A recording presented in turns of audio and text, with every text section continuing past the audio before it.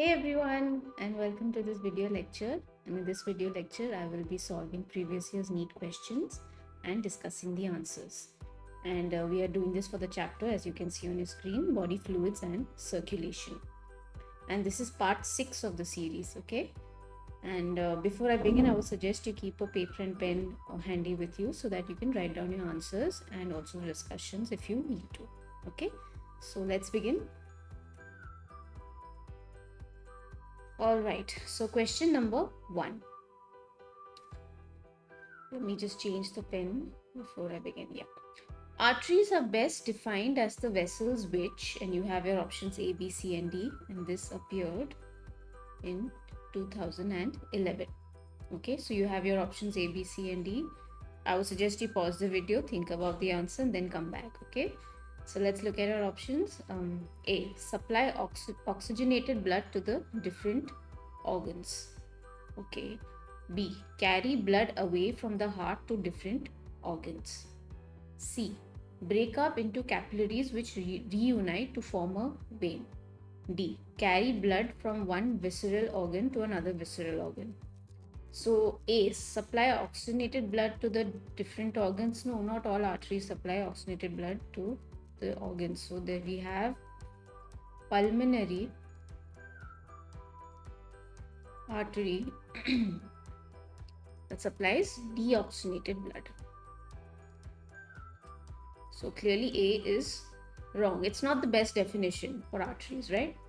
B, carry blood away from the heart to different organs. Yes, that is the job of arteries. So B is the right answer. C, break up into capillaries which reunite to form a vein. Now, arteries don't break up. Now, the big arteries, the large arteries, they don't immediately break up into capillaries. So they they actually branch out into arterioles, and then the arterioles then branch out into capillaries. Okay, and then the capillaries form the vein. So C is not the right definition. D, carry blood from one visceral organ to another visceral organ also does not make sense. So ideally B is the best definition. Okay, so the answer is B. Okay, clear. This was direct question. Shouldn't have been a problem in answering this. Just don't get confused between A and B and C, because these three are a little confusing. You might get confused when you first read them, but when you think about it, then B makes more sense as the right answer. So let's look at the discussion. Okay, so arteries are defined as vessels that carry oxygen away from the heart to the different organs. Okay, so they carry oxygen away from the heart to the different organs. That is actually a little incorrect. Actually, carry blood away was not all arteries, like I said, carry oxygen, right? So carry blood away. Okay, please correct that if you're writing it down. So carry blood away from the heart to the different organs. Not all arteries carry oxygenated blood, like I already said. Pulmonary artery is a blood vessel that carries deoxygenated blood to the lungs. Okay. And arteries branch out into arterioles, like I said, and they are small branches of the arterial system which branch out into capillaries. Okay, so arteries, not all arteries branch out into the capillaries and then form veins. So they become smaller and smaller, and then they become the capillaries. Okay, so yeah, just correct this first question, first sentence. It's not oxygen; it should have been blood.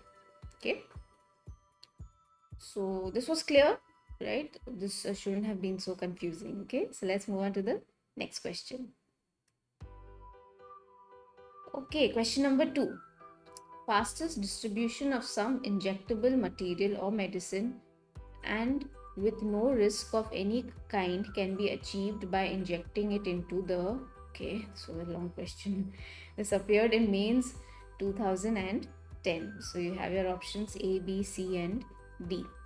Okay, so again pause the video, think about the answer, and come back. So which one of them? Muscles, arteries, veins, lymph vessels. Which is the fastest distribution of some injectable material? Okay, and there's no risk of any kind. That would be veins. Okay, the answer is C. So the veins, they carry blood towards the heart. So the fastest way that you can put in an injectable material or medicine would be through the veins. Okay, so then that is easier to transport any medicine or any material, injectable material, to the circulatory system.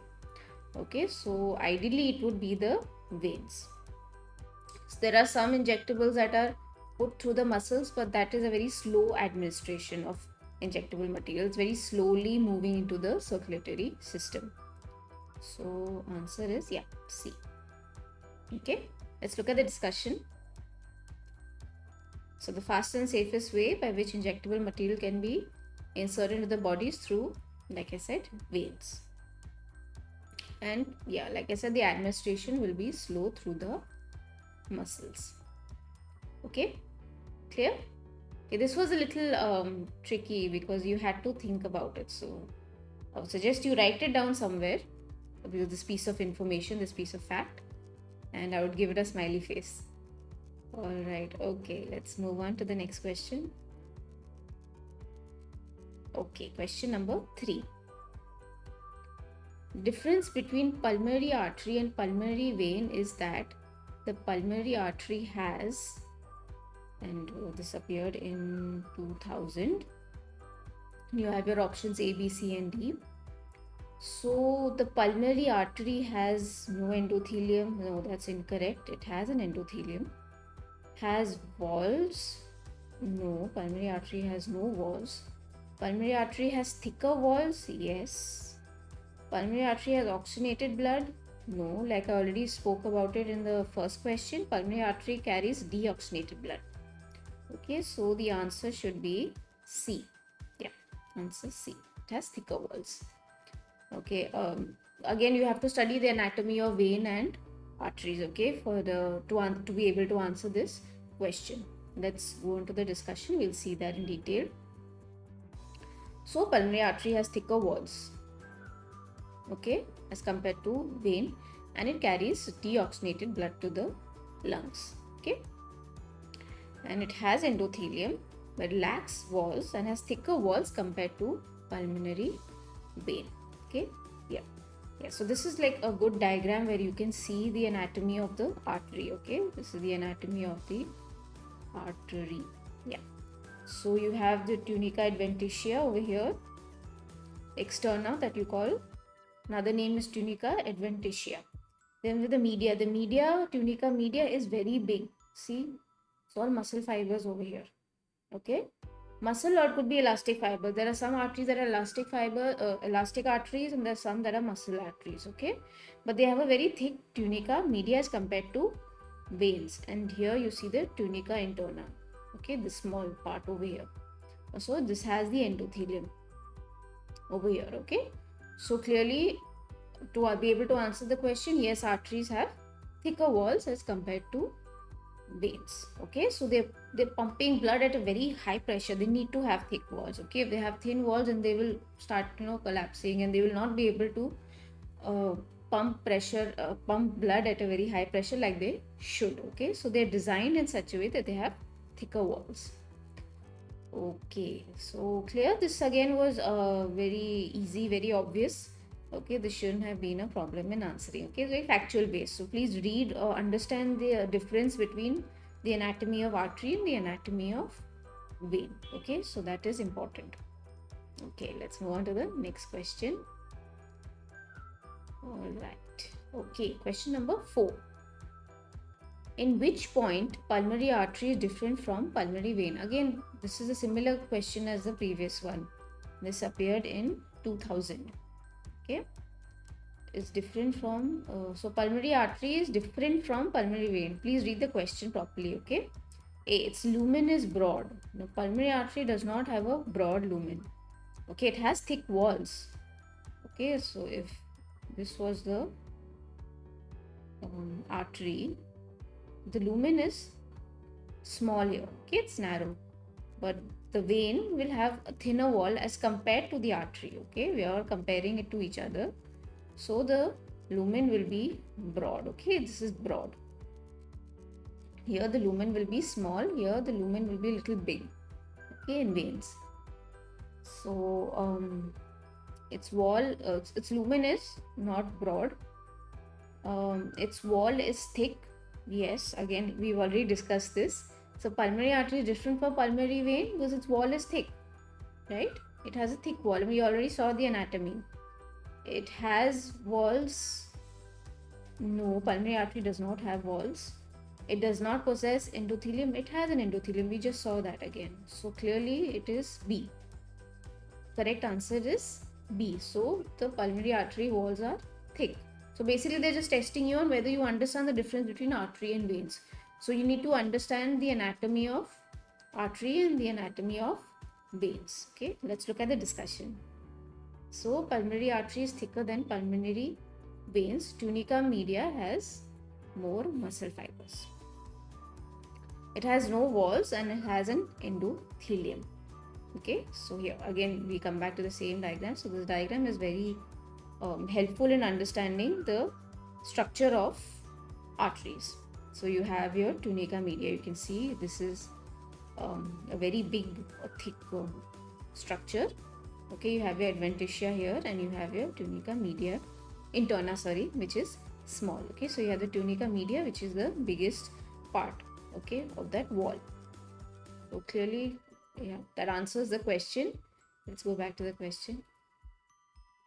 Yeah, how at which point is it different? Because its wall is thick. That's the only appropriate answer from these options. Okay, so again, this was a direct question. This shouldn't have been an answer in problem in answering this question. Okay, let's move on to the next one.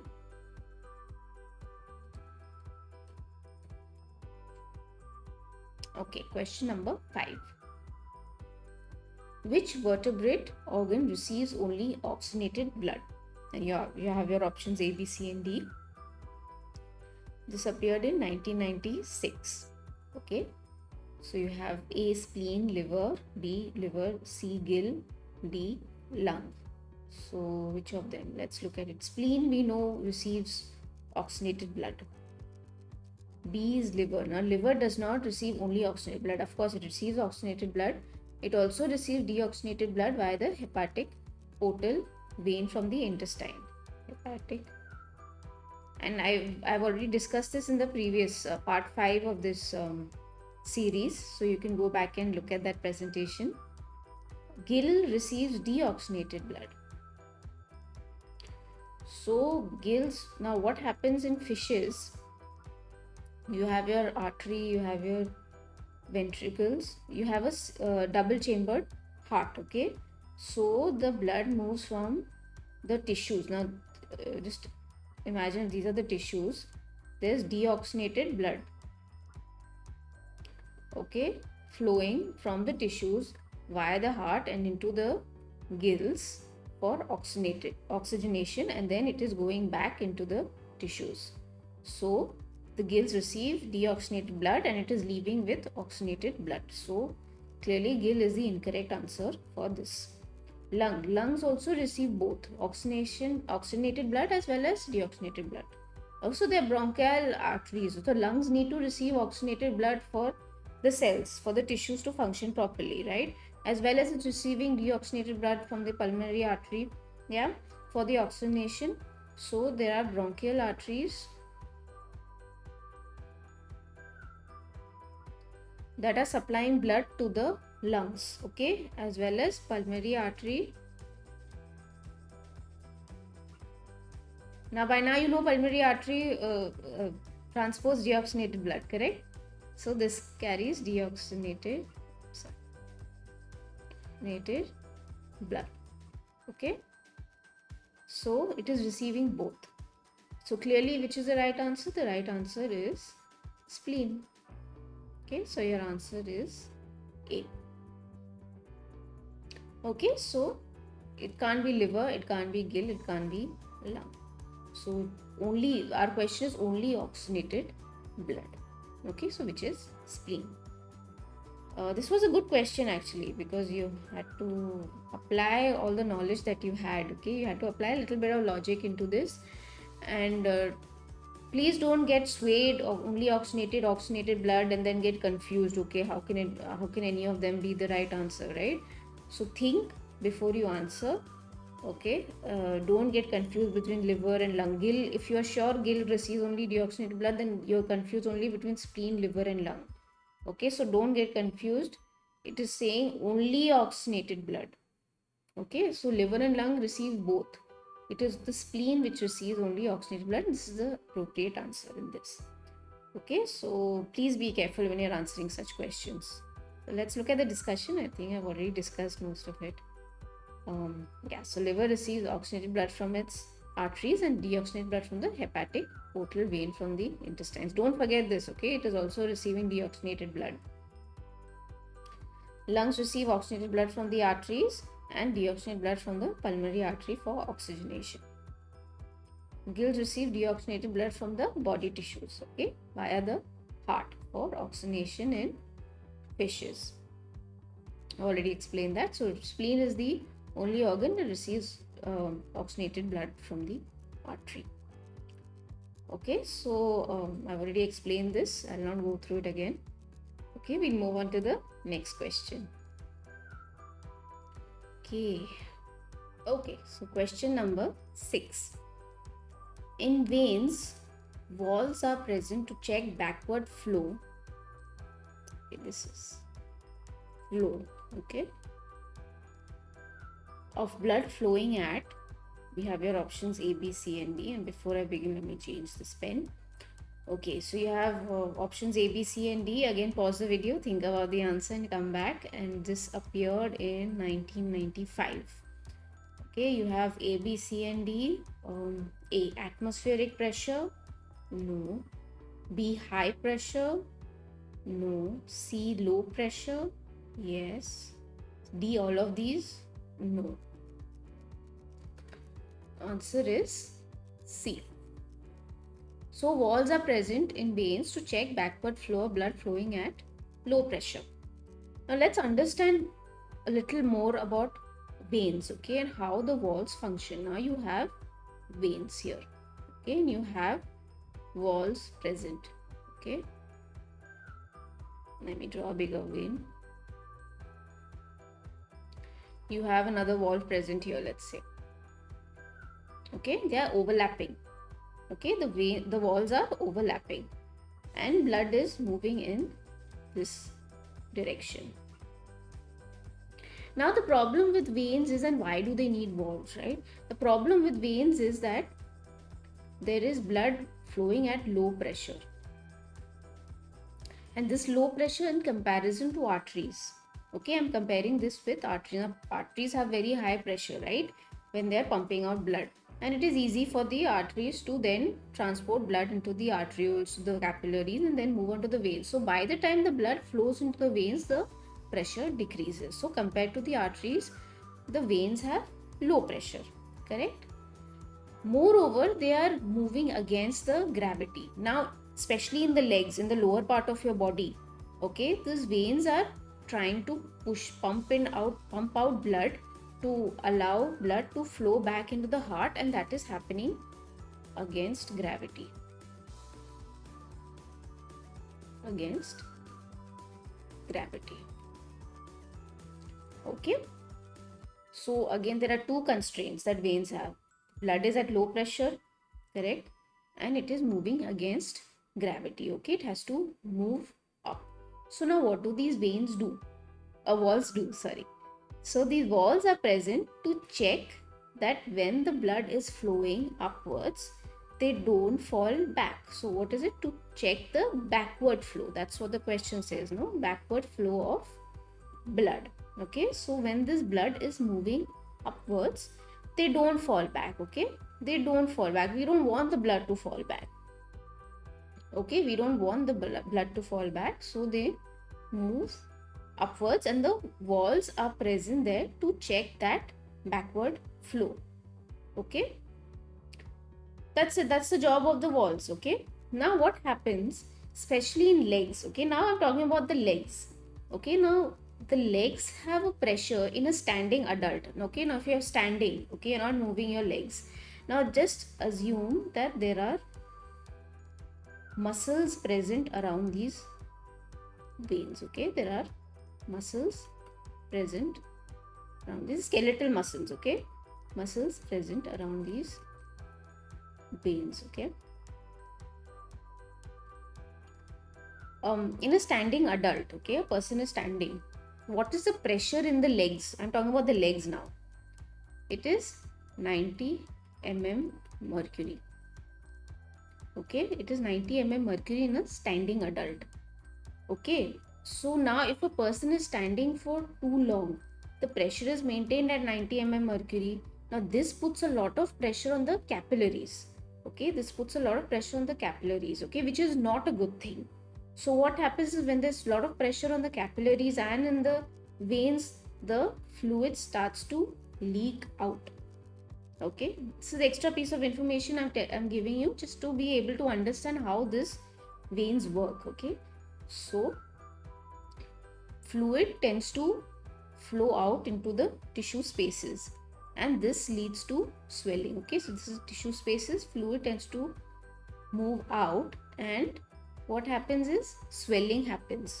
Okay, this leads to swelling. Sorry, swelling. Okay, over here. Now there is we have a mechanism called venous pump or muscle pump.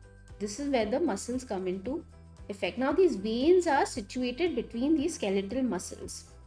Okay, so now when you start moving, when you start walking around, okay, now you're standing, you're just standing in one position. Now when you start walking, what happens is these muscles will tense. Okay, they will tense up, right? They will contract.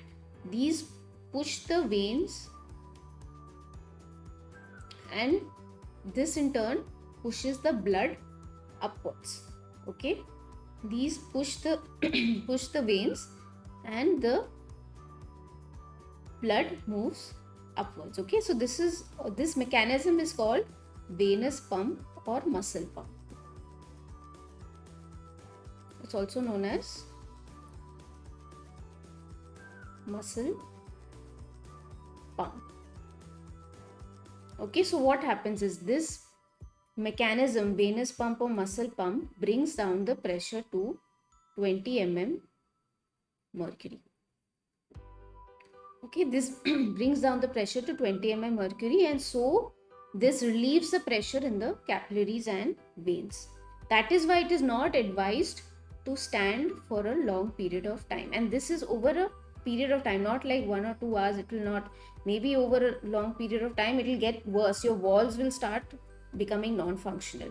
Okay, so it is always advisable to not sit in one position for a long period of time, because if you keep doing that over a longer period of time, like for many years also, we'll come to what varicose veins is in some time. This is what happens because the walls then tend to become non-functional. Okay, we will come to that, but for now understand how these muscles work. Okay, with the help of the veins work with the help of this venous pump and or muscle pump. Okay, so they bring down that pressure from 90 mm mercury to 20 mm mercury. Okay, and this relieves the pressure in the capillaries. Okay, also with swelling and all happening, the blood volume also reduces. Okay, blood volume also reduces. So clearly I've given you an idea of how the veins on the walls work. Okay, to answer your question, yes, it is at low pressure. It's quite simple. This is a fact. You have to remember this fact, why walls are present. Okay, but just to be able to understand in a little more detail, the pressure in a standing adult in the legs. Okay, I'm talking about in the legs, but that's where the problem is, because blood is at a low pressure in the legs, and on top of that it has to move against the gravity, so the walls play a very important role. Okay, very important role. And so these muscle pumps, that is when you're standing, it is at 90 mm mercury, but then what happens is a lot of pressure is then put on the veins and the capillaries, which is not good, and fluid tends to move out and cause swelling. Okay, the blood volume also reduces, which is not a good thing. So that is why it is always advisable to keep moving around, walking around. Don't stand in one position, especially soldiers or teachers or any kind of profession where you are supposed to stand in a stiff rigid position for a long period of time. It is not a healthy thing to do. Okay, so for them, yes, it is a problem. and we will come to this in detail. We'll also study about varicose veins. I'll give you a brief on what that is in some time. Okay, so yeah, to answer your question, yes, veins contain walls to prevent the backward flow of blood at low pressure, and that too against the gravity, like I told you. And they're designed in such a way that the blood flows towards the heart. Correct? Yes. So for a longer period of time in a standing adult, the pressure remains at 90 mm mercury. Okay, and this puts a increases the capillary pressure, causing the fluid to leak into the tissue space. I've already said that to you, to which the legs swell and the blood volume reduces. Obviously, when the fluid is moving out, the blood volume will reduce, which is not a good thing. So the movement of blood is known as venous pump or muscle pump. That means the skeletal muscles, when you move around, when you walk around, the skeletal muscles will contract and they will push the blood up. Okay, they will push that blood up, and so that brings the pressure from 90 mm to 20 mm. The job of the valves is just to not allow backward flow. That's it. Okay, but the blood will then still remain there. The walls are just, overlapping, and the blood will just remain there. That is just the job of the walls. Okay, so this is the walls and the blood is moving up, then the blood will just remain there. But if you are standing like that for a long period of time, it is a very problematic situation. That is why it is always advised to move around, to walk around. Okay, so that your skeletal muscles will pump, contract, and push the blood upwards. Okay, and push the blood upwards. So that process is called venous pump or muscle pump, and that brings down the pressure from 90 mm mercury to 20 mm mercury of a walking adult. So the veins in the legs move the blood towards the heart by tightening of the muscles, which compress the veins, and the blood squeezes out of the vein, and the walls direct the blood flow towards the heart. Okay, I've already explained that to you. Okay, so in a standing adult, this is a fact, 10 to 20% of blood volume is lost within 15 to 30 minutes. Okay, so 10 to 20% of blood volume is lost within 15 to 30 minutes. Just for your information, so that you are also careful about this. Okay, so don't sit in one position for a long period of time. It is advisable to move around, to flex your muscles. Even if you're sitting down in one position and you're supposed to sit down, please move your legs.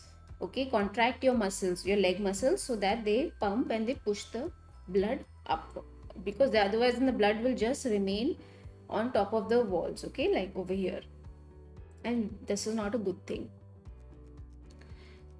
Okay, so this is what, to answer your question, yes, it is at low pressure.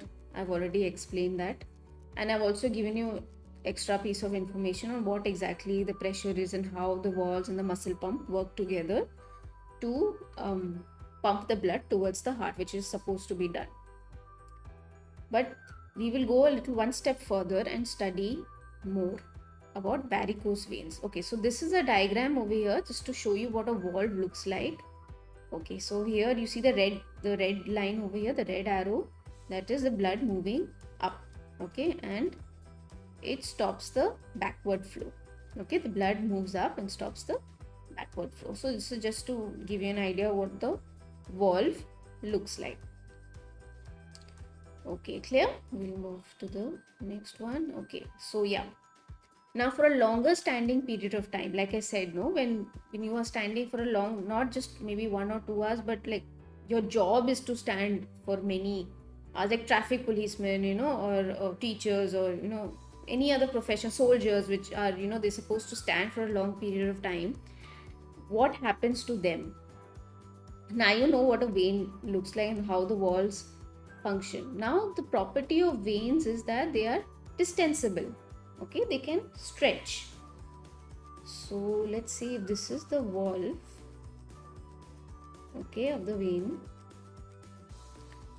and you have your muscles here. Okay, fine. Now blood is moving upwards. Okay, blood is moving upwards. I'm talking about the legs. Now what happens is when you have longer standing periods, and not just maybe 1 or 2 days, but you're doing it over a long period of time, like years, okay, like 5 or 10 years, till you realize that something is seriously wrong, okay, with you. Now what happens is that blood is moving, the walls are stopping the blood from backward flow, rest that they're doing their job. Now but the blood gets collected over here because you're not moving around for a long period of time. Like I said, no, with this 10 to 20% loss of blood volume within 15 to 30 minutes, right? So for a long period of time, blood just tends to like collect over here, okay, and they become distensible. The veins become distensible. Let me just take another color. The veins, I'm not sure if you can see, the veins become distensible. Let's draw this here. So you have your vein, you have your valve, sorry, okay, blood is flowing upwards. Yeah, so blood is flowing upwards, okay, and blood will tend to collect over here, okay. Now but the vein is a distensible vessel, okay, so it will begin to stretch, okay, it will begin to stretch. So the cross sectional area of the vein will increase, but the walls, it will not increase, okay. The cross sectional area will increase, but the walls will not increase, they become non-functional, okay, or are destroyed. So what happens when the veins are overstretched due to high venous pressure present for a long period of time? So for a long period of time, if you keep doing this, what happens is the veins are distensible, so they stretch, but the walls will not stretch. They don't have that property, okay, so they become non-functional, okay. So that is where the problem happens, okay. Let me just erase this. It's a lot to erase. Yeah, so this results in the increase in the cross-sectional area, like I already told you. So cross-sectional area of the veins increase, okay, but the walls do not increase. So hence the walls cannot close completely, okay. The walls cannot close completely, obviously, because the cross-sectional area of the veins have increased, but the walls are still the same only, so they cannot close completely, okay. So there will be some backward flow happening, okay. They are not doing the function that they are supposed to do, so they become non-functional or they are destroyed, okay. So what happens, the venous pressure increases, okay. The venous pressure increases because of the failure of the venous pump, and this further increases the size of the veins, okay. So that means if you're standing for a long period of time, the venous pump, the muscle pump also, you're not using that muscle pump right properly as it should. So again the venous pressure will keep increasing with time, okay. As in days and days move on, the venous pressure will keep increasing, okay, and this will further increase the size of the veins, okay, and this destroys the function of the walls completely, okay. That means what it means is that you're standing for a long period of time, you're not using a venous pump, you're not walking around like you should, okay, and the veins are continuously increasing in size, okay, and so this destroys the walls completely, okay. So this forms what we call as varicose veins, is what I wanted to come to, okay. This what it forms varicose veins. It's called varicose veins and it's characterized by large bulbous protrusions of the veins beneath the skin of the entire leg. So you see like protrusions, you know the vein has now increased in size, like it's not supposed to, but it has, because you have not been moving around enough, you've not been using the venous pump like you should, okay. So and the walls have become non-functional, okay. So this has increased in size, so you can see like bulbous protrusions beneath the skin, okay, of the leg. Now this usually happens in the leg. So obviously, like I said, that there will be pressure on the venous and the capillaries, right? The venous and the capillaries, there will be pressure. So there is high venous and capillary pressures, and which causes edema, okay, this collection of fluid, okay. The fluids will start moving out and they'll start collecting in the tissue spaces, okay, and so there is edema, and so because of that, there's inadequate distribution of nutrients to the muscles and the skin, okay. So the muscles and skin begin to destroy slowly and slowly. Okay, if there is not enough nutrient, they're just flowing out into the capillaries and the veins, into the tissue, from the capillaries and veins into the tissue spaces. Not enough nutrients are reaching the muscles and the skin like it should, okay, in a normal circulatory system. And so this results in painful and weak muscles and gangrenous and ulcerated skin. So your skin also becomes ulcerated and your muscles also become painful and weak. Okay, so this is what varicose veins is. And so you see how the walls get destroyed, and because of the high pressure that is there, you're not moving your muscles, your skeletal muscles, you're not walking around like it should, like you're supposed to do. Like we saw in 15 to 30 minutes itself, 10 to 20% blood volume is reduced. Okay, so if you keep doing this every day, if you're just standing in one position or you're not moving around as much as you should, you could result in this. And this happens over a longer period of time, okay, longer standing period of time. Like if your job is of that nature, okay, where you're supposed to stand for long, but it is always advisable to move around, okay, to move around, to not stay in one position for a long, for a long period of time, for a few hours. Okay, you should not sit in one position for a few hours also. Okay, so it is always advisable to walk around. Okay, so that now you understand why. So because already you know that 90 mm mercury pressure is there in your legs, so when you walk around, the pressure reduces, so blood moves up, pressure reduces, so there is proper distribution of blood like it should happen. Okay, so if you just sit around and don't move, then the 90 mm pressure is a very high pressure for the veins and the capillaries. Okay, and so blood moves out. As for the walls, as to answer your question, which we are here for, yes, they check the backward flow of blood. Okay, and they can even be destroyed in the case of varicose veins. Okay, in the case of varicose veins, the walls will become non-functional because the veins then become distensible. Okay, they become distensible and the walls become non-functional because of that. So they don't close completely like they should. Okay, which again increases the pressure in the veins and the capillaries. Okay, I hope you've understood this question. I've given you some extra piece of information. If you like, you can note it down, and we move on to the next question. Okay, so here, yeah, before we move on to the next question, so this is just a diagram to show you what a normal vein looks like and what a varicose veins here. So the veins don't completely close, so there is it cannot check the backward flow, it will move backwards then. And this is what it looks like, so bulbous protrusions. Yeah, so what varicose veins look like. Okay, so that is why it is very, very important to move around. Okay, so let's move on to the next question. Okay, so question number 7. Blood capillaries are made of A, B, C, and D. You have your options, and this appeared in 1993.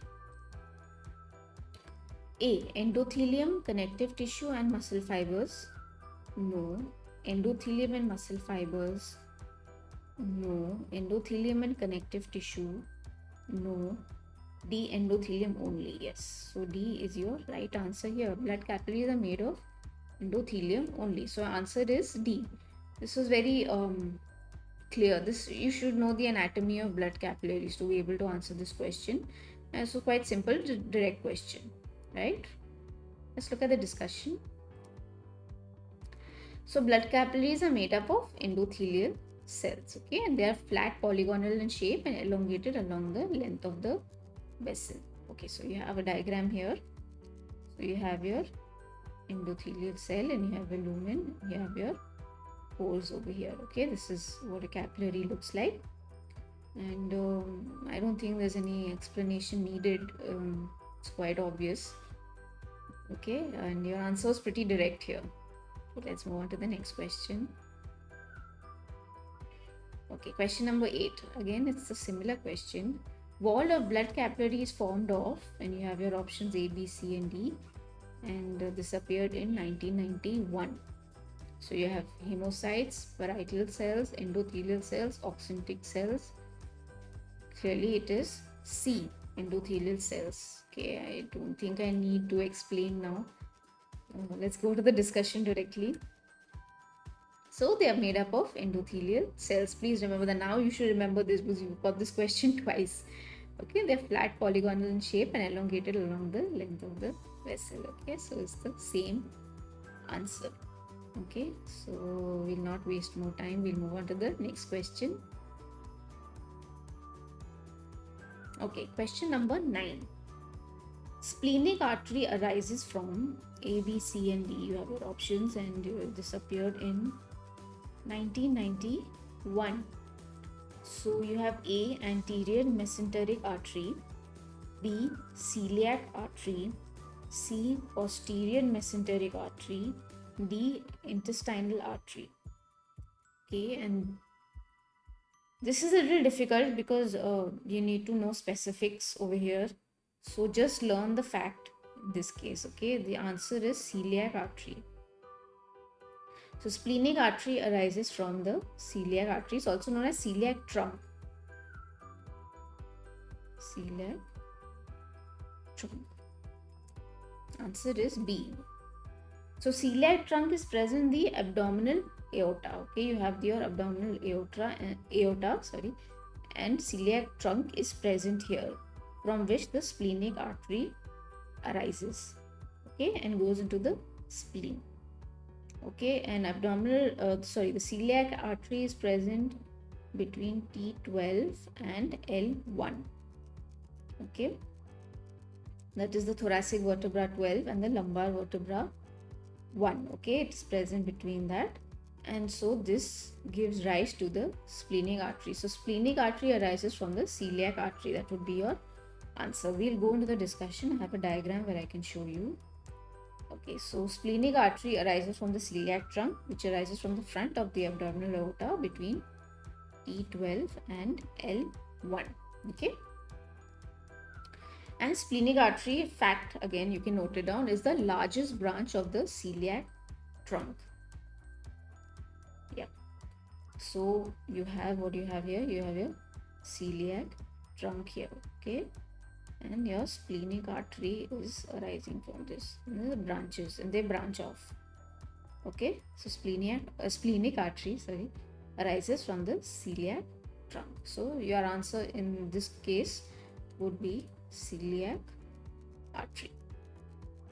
Again, this was factual base. It was difficult. I don't think it's present in NCRT. But just learn the fact. Just learn the fact. There's nothing really that we can do. We'll get such questions. Then, if you know it, you know it. If you don't know, you don't know it. Okay, so you need to learn all the names of the arteries and where they are arising from. Okay, so yeah, that's all. I mean, this is just a factual based question again, and learn the facts. That's it.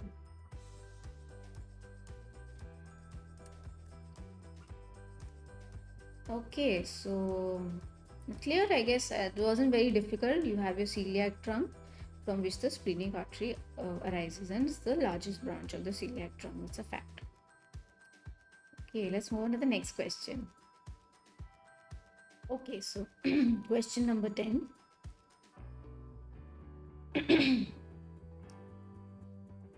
A vein possesses a large lumen because, and you have your options A, B, C, and D, and this appeared in 1990. So vein possesses a large lumen because tunica media and tunica externa form a single coat. No. Tunica interna and tunica media form a single coat. No. Tunica interna, media, and externa are thin. No. Tunica media is a thin coat. That would be the appropriate answer. Okay, so tunica media is a thin coat compared to arteries.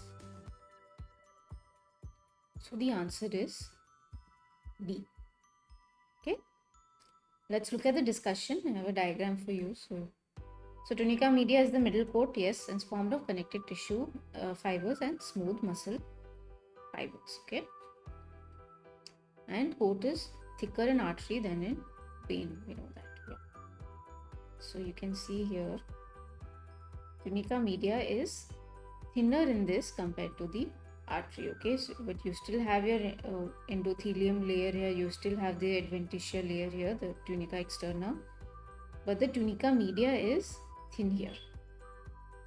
Okay, so again, this was a factual based question. You should know the anatomy between arteries and veins, the difference between arteries and veins in anatomy of both the blood vessels, to be able to answer this question. Again, this was direct question. This shouldn't have been an answer in a problem in answering this question.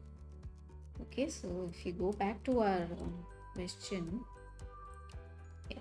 So vein possesses a large lumen because the tunica media is a thin coat. Okay, so clear? I guess this was clear. I have question number 11. Arteries carry oxygenated blood except, this appeared in 1989, long time ago. So you have our options A, B, C and D. A, pulmonary, B, cardiac, C, hepatic, D, systemic. Again, we already discussed this in the beginning questions. So arteries carry oxygenated blood except pulmonary. Arteries carry deoxygenated blood, right? So the answer is A. Okay, so this was pretty direct again. Let's move on to the discussion. We carry deoxygenated blood from the right ventricle of the heart to the lungs for oxygenation. Okay, so here you have a diagram, here you have your right ventricle here, and they are moving out to the pulmonary artery into the lungs.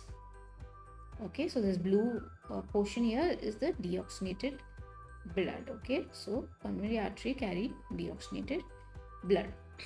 So again, simple to the point question. It shouldn't have been a problem in answering it. Okay, let's move on to the next question. Okay, question 12. How do parasympathetic neural signals affect the working of the heart? Now we are looking at parasympathetic neural signals. Okay, this appeared in 2014. So you have our options A, B, C and D. Again, pause the video, think about the answer and come back. A, reduce both heart rate and cardiac output. Yes, that's precisely what parasympathetic neural signals affect, the working of the heart. So A is the right option. B, heart rate is increased without affecting the cardiac output. No. Both heart rate and cardiac output increase. Definitely no. Heart rate decreases but cardiac output increases. No.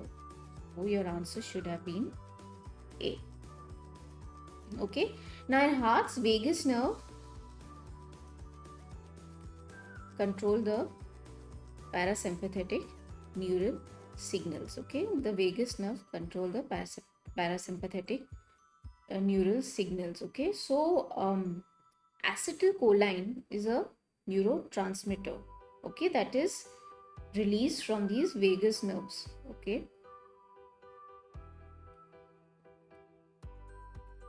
acetylcholine, you must have heard of this. It's a neurotransmitter.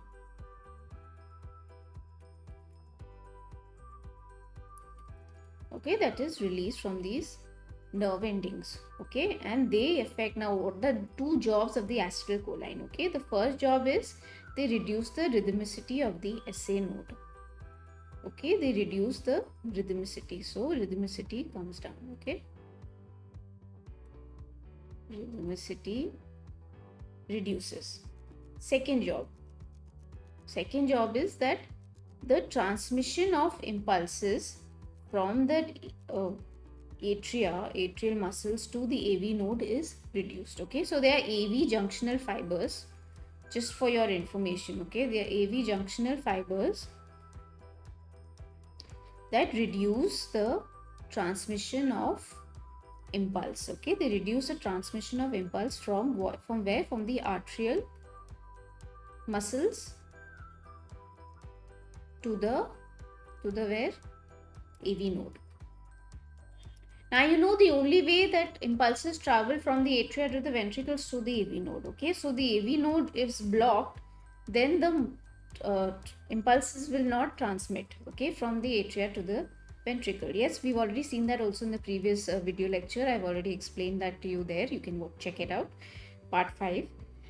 So AV junctional fibers, they block this transmission, or they reduce the transmission impulse from the atrial muscles to the AV node. So this is done when acetylcholine is released, okay, from the vagus nerves. Okay, so this is what actually happens. Okay, so heart rate will reduce and the cardiac output will also reduce, correct? So this is the correct answer. Now what happens when there's a very strong signal, okay, this very strong parasympathetic neural signal, okay, the heart stops functioning, the heart stops working for some time, okay, the heart stops working for a few seconds. So then what happens in that the ventricles start beating, okay, they assume their own rhythmical rate and they start beating for about 20 to 40 beats per minute. Okay, so when a very strong parasympathetic signal is applied, what happens, the heart stops functioning for a few seconds and the ventricles begin to then start beating for 20 to 40 beats per minute. So they assume their own rhythmical cycle. Okay, this is called a ventricular escape. Okay, don't go into the details, just telling you for your information. What happens is when a strong parasympathetic signal is applied, okay, so the ventricles assume their own rhythmicity and they start beating for 20 to 40 beats per minute. Okay, and also the heart muscle contraction that reduced by 20 to 30% in the case of parasympathetic neural signals. Okay, let's go on to the discussion. So I have a nice diagram to show you how the parasympathetic nerves work. Cause the release of acetylcholine. I've already at the vagal nerve endings. Okay, so what they do, decrease the rate of rhythm at the sinus node, like I already told you. So if the rhythm decreases, obviously it'll slow down. Okay, reduced heartbeat, right, and decrease the excitability of AV junctional fibers present between the atrial musculature and the AV node. Therefore, the transmission of the impulse into the ventricles is slowed down. I already explained that to you. Okay, so there are AV junctional fibers which reduce the transmission of impulse from the atrial muscles to the ventricles, okay, to the AV node, and then to the obviously to the ventricles. Okay, so cardiac output also reduces. Okay, now when a strong signal is applied, it can stop the heartbeat for a few seconds. Okay, but ventricular escape begins to beat the heart at 20 to 40 beats per minute. Okay, so that's called ventricular escape. Okay, the heart stops for a few seconds and then ventricles begin to assume their own rhythmicity. Okay, and they beat at like 20 to 40 beats, okay, per minute. Also, the strength of the heart muscle contraction decreases by 20 to 30%. Okay, heart muscle contraction also reduces by 20 to 30%. So this is what happens when parasympathetic neural signals are applied. Okay, to answer your question, clear, reduce both heart rate and cardiac output. Now you know how and why that happens. Okay, you know how that happens because of acetylcholine that is secreted. Okay, let me show you a diagram where so here you have your vagal nerve endings, SA node over here and the AV node over here. The rest are the sympathetic nerves. Okay, but now we are focusing in this question, we are focusing on the parasympathetic, okay, the vagal nerve endings. So this is what's actually happening. All right, clear? This was a good question. So I would give it a smiley face. Again, you needed to understand parasympathetic and the difference between both sympathetic and parasympathetic and what exactly happens. Okay, and yeah, this was a good question. I liked it. Okay, let's move on to the next question. Okay, so question number 13. Which one of the following statements is correct regarding blood pressure? Okay, and this appeared in 2011. Okay, so you have your options A, B, C, and D. So let's go through the options and come back. 130 by 90 mm mercury is considered high and requires treatment. So which statement is correct? Now 130 by 90 mm is considered high. Okay, this blood pressure is considered high, but it will not require treatment. Yes, you cannot ignore this. We will come to the definition of hypertension, okay, in some time. You cannot ignore this, but there are some lifestyle changes that the doctor will prescribe to you. Okay, it's not very high, but some lifestyle changes will be required. Okay, it doesn't require too much of treatment for that, medicinal treatment. Okay, B. 100 by 55 mm mercury is considered an ideal blood pressure. No, that's not correct. 105 by 50 mm mercury makes one very active. No. D. 190 by 110 mm mercury may harm vital organs like brain and kidney. Yes. Yes. This is a very problematic situation. Okay, it is very high blood pressure and it is not good for the organs. Okay, so apart from brain and kidney, it will also affect the heart. Okay, so your answer should be D. Okay, your correct answer should be D. Now let's look at the definition of blood pressure. Now, as according to Harrison, which is the name of the author of a book called Internal Medicine,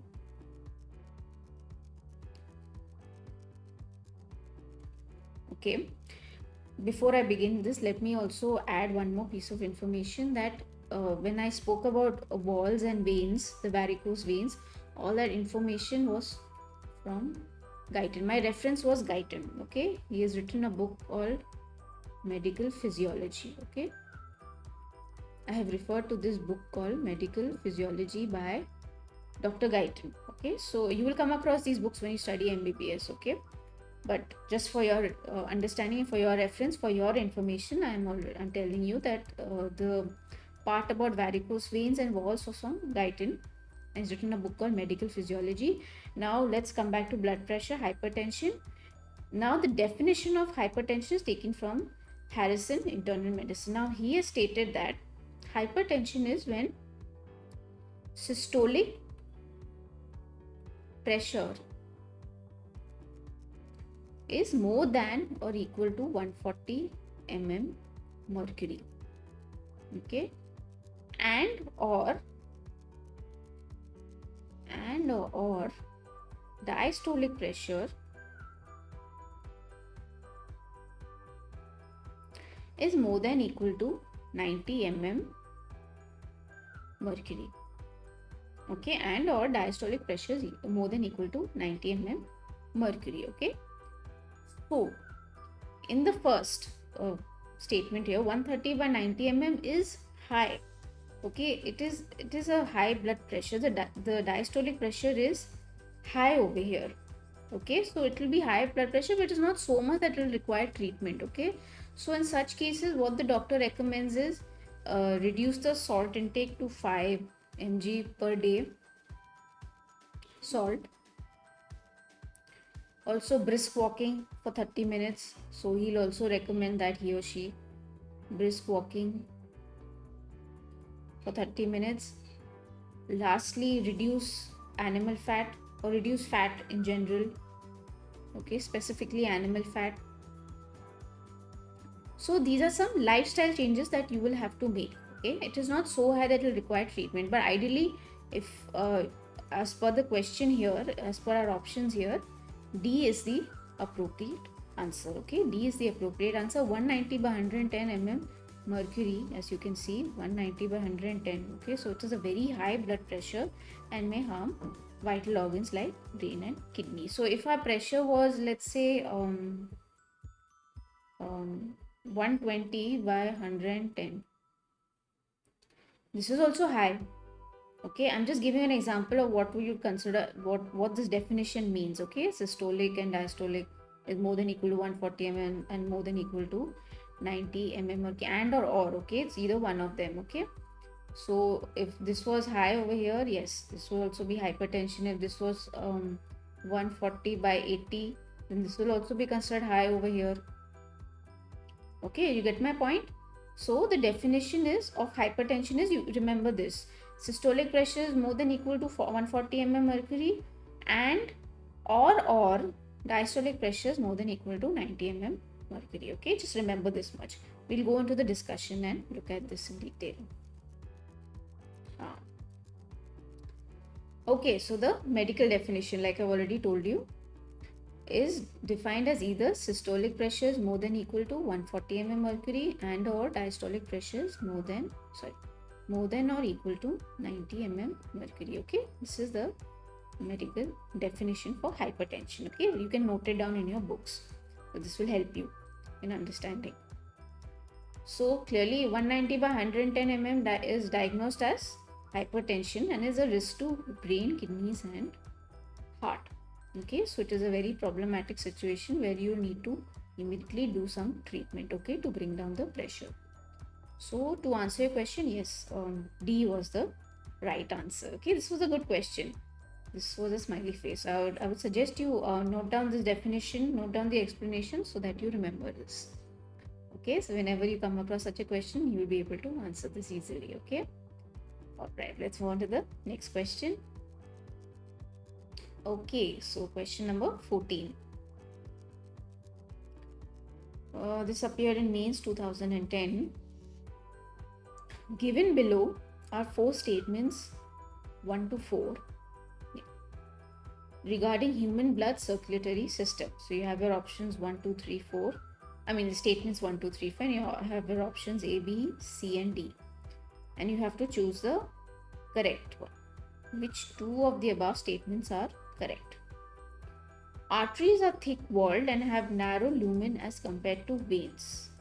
Yes, we have already discussed this. So 1 is correct. Angina is acute chest pain when the blood circulation to the brain is reduced. No, that is not correct. 3. Person with blood group AB can donate blood to any person with any blood group under ABO system. Now, blood group AB, if you've watched my previous videos, I think part 2 or part 3, I'm not sure, but we've come across this so many times. Part 1 also, I think. We've come across this so many times. Okay, blood group AB is a universal recipient. It can receive blood from any blood type. Okay. Okay, so any person, it cannot donate blood.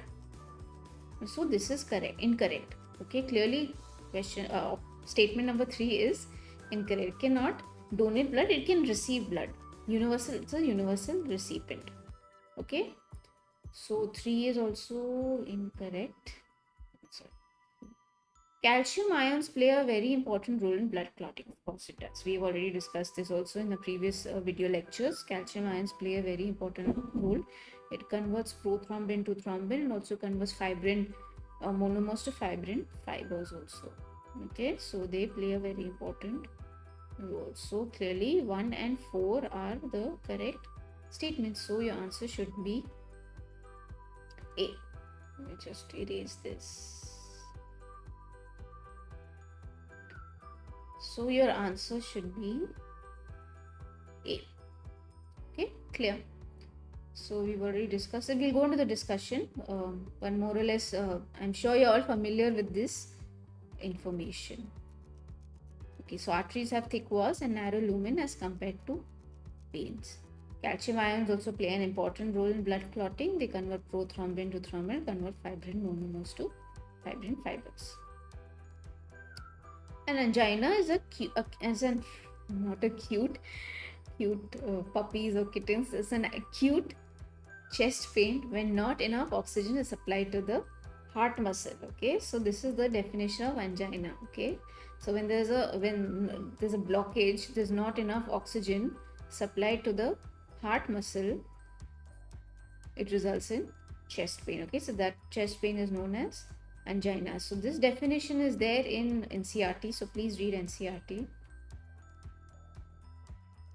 Okay, so angina definition is there. And sorry, let's go back.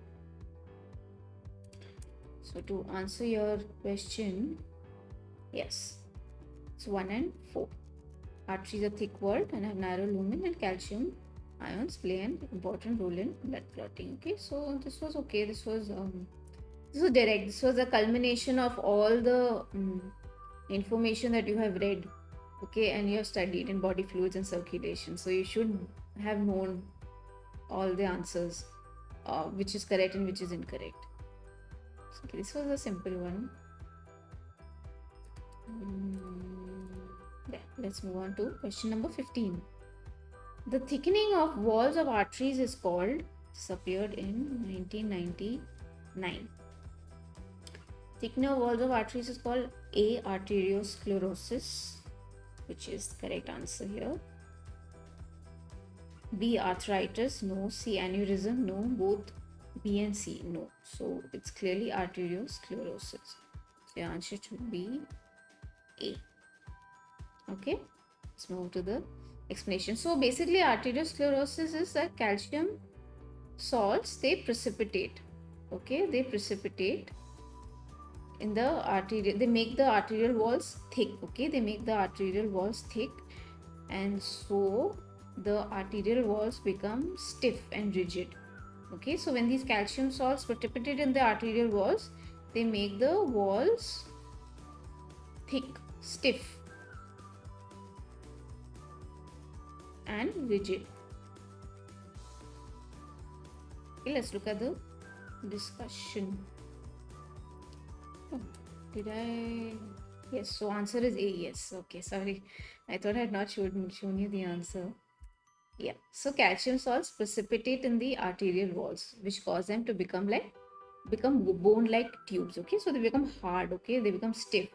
So usually arterial walls should be a little like flexible. Okay, so they have to like pump in blood at a very high pressure, no? So they become very stiff and rigid, and they lose their elasticity because of that. Yes, so they become stiff and rigid and they lose their elasticity. So they're not able to pump blood like they ideally should. Okay, so this condition is known as arteriosclerosis. Now don't confuse this with atherosclerosis. Okay, atherosclerosis is the deposition of fat. Okay, deposition of fat in the arterial vessels, which result in the blockage of blood flow. Okay, so that is different. What we are looking over here is arteriosclerosis, thickening of walls of arteries. So the appropriate answer is this. So you know why it is, because of calcium salts. Okay, they precipitate. Okay, so this was also simple. This shouldn't have been a problem in answering this question. We move on to the next one. Okay, question number 16. An adult human with average health has systolic and diastolic pressures as, we've already discussed blood pressure. This appeared in 1998. So you have your options A, B, C, and D. So our job is to find the average health. Adult human with average health has systolic and diastolic pressures as. Okay, so it's 120 mm mercury and 80 mm mercury. Yes, this is precisely the right answer. There is no other correct answers. 120 mm mercury and 80 mm mercury. This is a fact. B, C, D, all of them are incorrect. 50 mm and 80, 80 mm and 80, no. 70 mm and 120 mm mercury, all B, C, and D are clearly incorrect. An average healthy human adult should have a systolic diastolic pressure as 120 mm mercury and 80 mm mercury respectively. Okay, there is no doubt in this. This is clearly fact. Okay, this is clearly fact. Okay, there is no argument in this. Please learn these values so that you can answer such questions. Okay, if you get them. So this was pretty fairly simple. I wouldn't say there's anything wrong with this. And let's go to the explanation. So systolic pressure is 120 mm mercury and diastolic pressure is 80 mm mercury in an average healthy adult human. Okay, so there is no argument or explanation to be given in this. This is what it is. It's nature. So average healthy adult human being has this blood pressure as a normal blood pressure. Okay, so yeah, clearly answers your question. There's no doubt about that. Okay. Alright, so we come to the end of this video lecture, and I hope you enjoyed today's video lecture and I hope you learned something new. And please like, share and subscribe to MJ NEET Biology. And also, I'm available on Facebook, Instagram, and Twitters. The links will be there in the description box below. You can check it out. And I'll see you in the next video lecture. Okay, so bye.